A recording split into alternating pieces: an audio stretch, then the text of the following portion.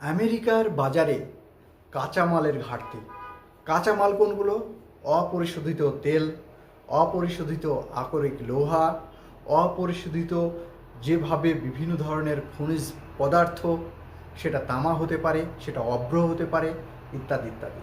তাই আমেরিকার যে পুঁজিবাদের সবচাইতে বড় মার্কেট, সেই মার্কেটে টিকে থাকতে গেলে ভেনিজুয়েলার প্রেসিডেন্টকে যেমন তুলে নিয়ে আসার প্রয়োজন ছিল, আমেরিকার প্রয়োজন আজকের দিনে দাঁড়িয়ে ইরানের সরকার পরিবর্তন। আজকে আমরা যে পজিশনে দাঁড়িয়ে আছি, আপনি আমি সকলে, আমরা কিন্তু একটা জিনিস বুঝতে পারছি, হঠাৎ করে কোনো আন্দোলন হয়ে গেল দেশের মধ্যে, আর সেই আন্দোলনের ফলে প্রধানমন্ত্রী দেশ ছেড়ে পালিয়ে গেল। এটা শুধুমাত্র সেই দেশের আন্দোলনরত মানুষের যে ক্রেডিট, এটা কিন্তু নয়। সেই আন্দোলনরত মানুষের ক্রেডিটের চাইতেও বেশি ক্রেডিট কাজ করে সেই দেশ আগামী দিনে কোন দেশের কথা শুনে চলবে।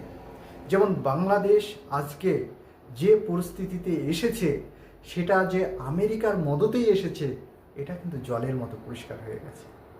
যারা বাংলাদেশের বন্ধুরা আমার এই ভিডিওটি দেখছেন, অবশ্যই শেষ পর্যন্ত দেখুন। আপনার গণ অভ্যুত্থান নিশ্চয় আপনি নিজে থেকে বুঝতে পারবেন। কেননা শেখ হাসিনার যেভাবে পালিয়ে যাওয়া এবং ভারতে লুকিয়ে থাকা, অনুরূপভাবে আমরা দেখেছি নেপালের গণ অভ্যুত্থান, আমরা দেখেছি শ্রীলঙ্কার গণ অভ্যুত্থান, আমরা দেখেছি ইন্দোনেশিয়ার গণ অভ্যুত্থান, আমরা দেখেছি এই ইতিহাসে কিভাবে লিবিয়ার গণ অভ্যুত্থান, কীভাবে সাদ্দাম হোসেনকে ফাঁসি দেওয়া হয়েছে। এই জিও পলিটিক্সে যখন যে দেশের ক্ষমতাকে হস্তান্তর করার প্রয়োজন আছে, পুতুল সরকার বসিয়ে রেখে এই জিও পলিটিক্সে ব্যবসাটাকে বাঁচিয়ে রাখার প্রয়োজনীয়তা হয়েছে, তখনই সেই দেশের প্রেসিডেন্টকে কখনো সরাসরি তুলে নিয়ে আসা হয়েছে, কখনো গণ অভ্যুত্থানের মধ্যে সেই দেশ থেকে তাড়িয়ে দেওয়া হয়েছে। আর এর পিছনে প্রত্যেকটা দেশের পিছনে কাজ করেছে আমেরিকা। তাহলে আপনি বলবেন যে কেন ভারতে গণ অভ্যুত্থান হচ্ছে না, কিসের জন্য? ভারতে তো অনেক বেশি সমস্যা। ভারতে মুসলিমদেরকে মারছে হিন্দুরা, খ্রিস্টানদেরকে মারছে গির্জাতে ঢুকে। তাহলে ভারতে কেন গণ অভ্যুত্থান হচ্ছে না? ভারতে গণ অভ্যুত্থান হবে না, ভারতে গণ অভ্যুত্থান হওয়া সম্ভব না। কেননা ভারতের মানুষ শিক্ষিত মানুষ, সচেতন মানুষ, যারা এই ধরনের কার্যকলাপগুলো করছে দেশের ভিতরে, তারা অজ্ঞ, মূর্খ এবং তাদেরকে ভোটের স্বার্থে ব্যবহার করার জন্য এক শ্রেণীর ছোট ছোট লিডার যারা আছে, তারা এই ধরনের কাজগুলো করছে। এখানে আন্তর্জাতিক জায়গাতে কোনো প্রকারের এই ধর্ম বৈষম্যের জায়গা নেই। ভারত একটা সার্বভৌম গণতান্ত্রিক দেশ। এখানে প্রত্যেকটা ভোটারের সমান অধিকার আছে। এরা ভোট দিয়ে সরকার নির্ধারণ করে এবং আগামী দিনে গোটা পৃথিবীতে কিভাবে ভারতের আধিপত্যকে বজায় রাখতে হবে, ভারতের মাথাকে সর্বোচ্চে বসিয়ে রাখতে হবে, সেটা দেশের অভ্যন্তরীণের যারা মানুষ, যারা দেশের সার্বভৌমত্ব বিশ্বাস করে, তারা সবসময়কার জন্য সেই রাস্তায় এগিয়ে যাচ্ছে। এখন আপনারা যে বিষয়টাকে তুলে ধরতে চাইছেন যে বাংলাদেশে ছাত্ররা তাদের কোটা আন্দোলনকে কেন্দ্র করে তারা শেখ হাসিনার পতন পর্যন্ত গিয়েছে, এটা শুধুমাত্র একটা ওছিলা মাত্র। যেমন ইরানে আপনারা দেখতে পাচ্ছেন, ইরানে কিভাবে দিনের পর দিন রাস্তাতে হাজার হাজার মানুষ সরাসরি পুলিশকে গুলি মারছে, পুলিশ ঘুরিয়ে সেই সমস্ত টেররিস্ট বলে তাদেরকে খুন করে দিচ্ছে। এখানে বাইরে থেকে আমেরিকা বলছে যে কোনো প্রকারে তাদের গায়ে হাত দেওয়া হবে না।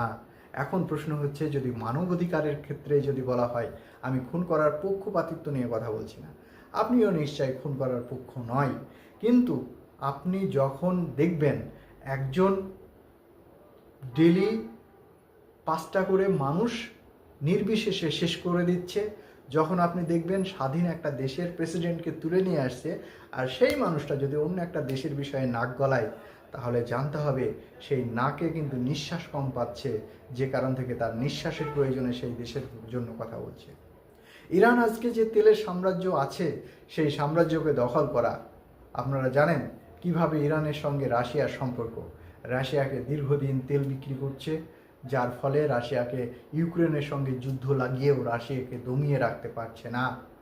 ব্রিক্সভুক্ত দেশগুলো আজকে কিভাবে তারা এক জায়গায় হয়ে আগামী দিনে ডলারকে ডলারাইজেশন করে ব্রিক্সের আওতায় নিয়ে এসে তারা নিজের দেশে রুপি বা যে ধরনের রুবেল বা এই ধরনের যে টাকার নিজের নিজের দেশের নাম, সেই টাকার মধ্য দিয়ে সরাসরি তারা বিজনেস করছে।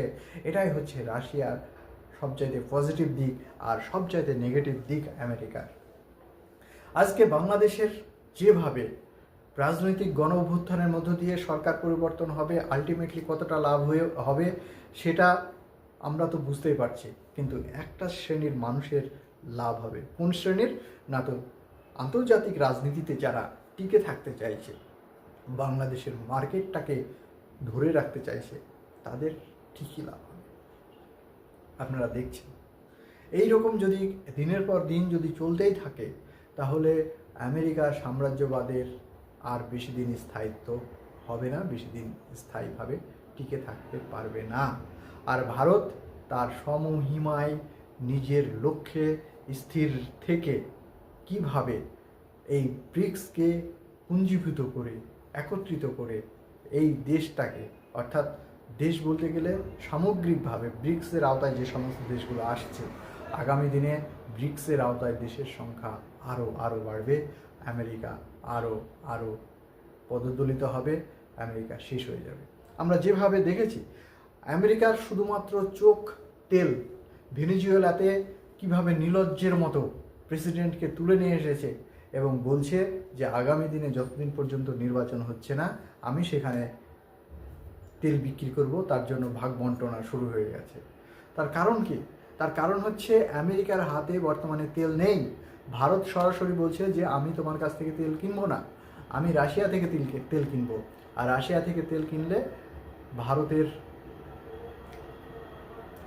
ভারত থেকে যে টাকা পয়সা, ভারতের ডলার, ভারতের রুপি রাশিয়াতে চলে যাচ্ছে, আর রাশিয়া আরও শক্তিশালী হচ্ছে।